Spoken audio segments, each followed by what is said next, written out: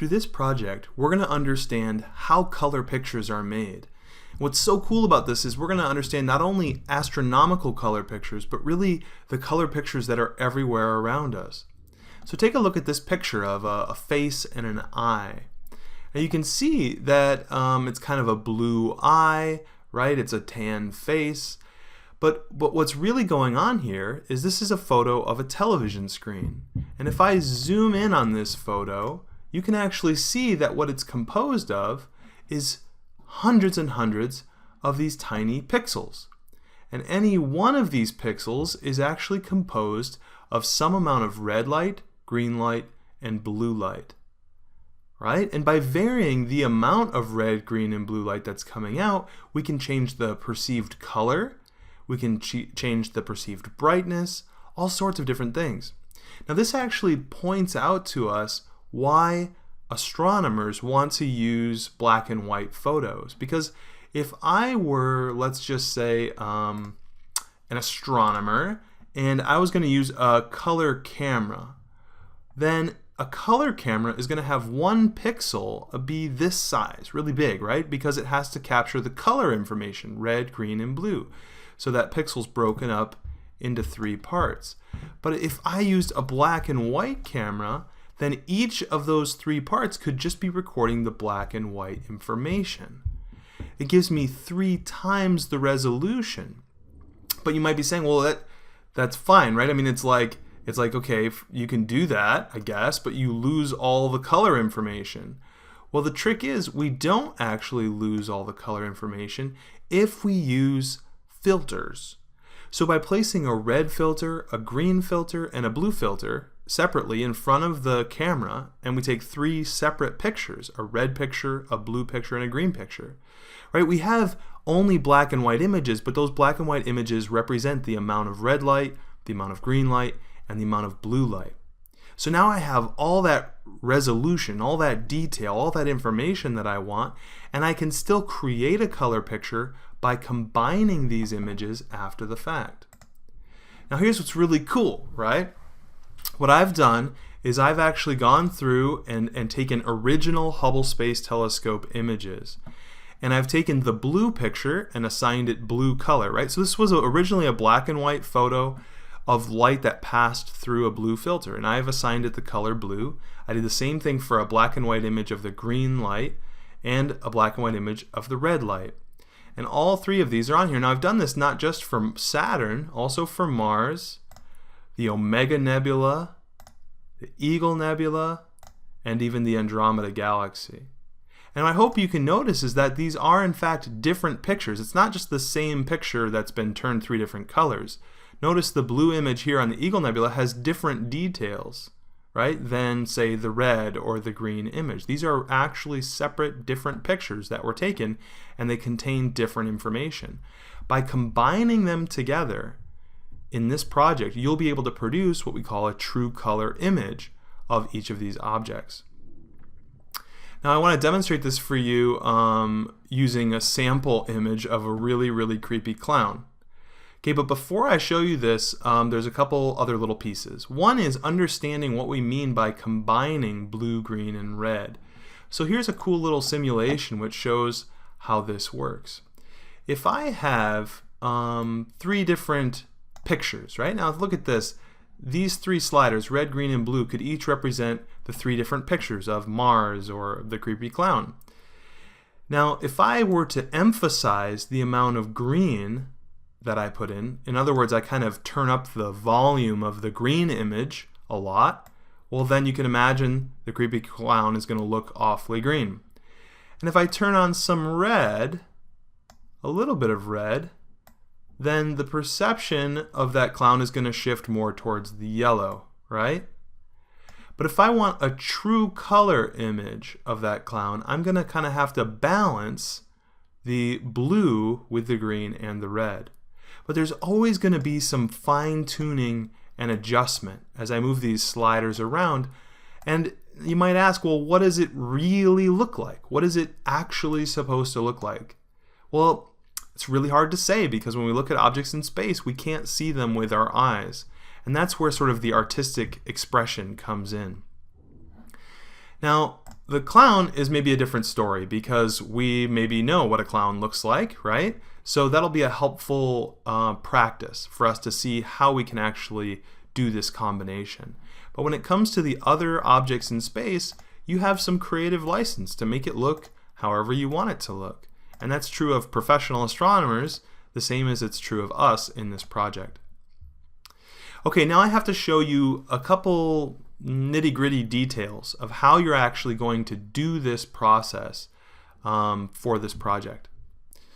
When you open the project, you're actually going to be in a view-only mode. This is so that nobody changes the master copy of these slides.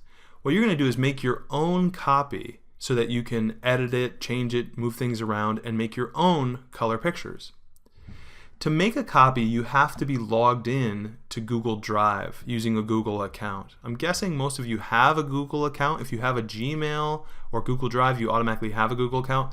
If you don't, they're easy and free to create. So what you'll want to do when you open the presentation here is you'll want to go File to Make a Copy. And if that's grayed out, like you don't see that option, that means you need to log in. And you'll see a little sign in button in the upper right corner. Okay, so you click that and you can either sign up or log in. Alright, so you'll do is make a copy. You give it your own name. Okay, so we have here a copy. And now you can edit everything that's here in this slideshow. So let's take a look at the clown. Now here's how I've set this up. What I've done is I've created the blue, green, and red images, and you can click and move them around. Alright? But the way I've set it up is so that you stack them right on top of each other. So what I'm going to do is slide this blue one right underneath the green one. Okay? And the red one is going to slide, and I'm going to lay it right on top. And now what I hope you notice is that blue, green, and red are all visible on the bottom. And I can make any one of these appear on top by simply right-clicking and going to Order and Bring to Front. So now the green image is on top. If I want the blue image on top, I would right-click next to blue. Don't do it on the letters, but right next to it. Right-click, Order, Bring to Front. And what that allows me to do now is make changes to any one of these. You'll see they're all on top of each other. Now here's the secret. Once you have them stacked on top of each other, what we want to do is start making each of these images transparent so that we can combine the colors. In a sense, we'll be looking right through the red layer into the green layer and all the way through to the blue layer. And by making these layers transparent, we'll actually see all the colors at once and effectively combine the image. So what I need to do is be able to access the image options. So if I click on this image, you might need to click on it a couple times and right click, you'll get to Image Options.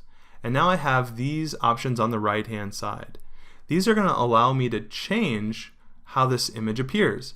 The most important one is transparency, because that's what's going to allow me to, it's going to be like my volume control. As I turn up transparency, what I'm effectively doing is I'm turning down the amount of red and letting the other colors shine through. Okay, so there I've got some red. I can see now I'm getting a little more blue light in here. So I'm going to bring the green one up to the top now. And this one's not transparent yet, so I need to make it transparent as well. So I'm going to increase the transparency. Now it's starting to look like a color picture. Like the eye makeup is looking white, the nose is looking kind of red. Let's try bringing red back up to the top. Now notice I don't necessarily have to make the blue one transparent because I'm kind of leaving the blue on the very bottom of this stack. Now when I put red on top, this eye makeup still looks kind of red, so I'm going to make the red layer even more transparent. And now that eye makeup is really looking white. But you'll notice when we do this, now this is starting to look like a true color picture of this creepy clown. In fact, I can even see the hair is kind of yellow. But you'll notice it looks really faint, kind of dark. And this is one last but really important trick. What you're going to want to do to make this picture look really good, and this is true for the astronomical pictures as well, is you're going to want to take a screen capture of this image. Right now this is a stack of 3 layers. But what I'm going to do is take a screen capture of it. Okay. And I'm just going to copy and paste that right into here. Copy, paste. So now I can't change the layers anymore. This is just a picture, but what I can do is I can turn up the brightness of this whole picture now. This is like my final image. And by being able to turn up that brightness, I can really see all the details. Check that out. So there's my true color picture of this clown that I was able to make by combining these 3 layers.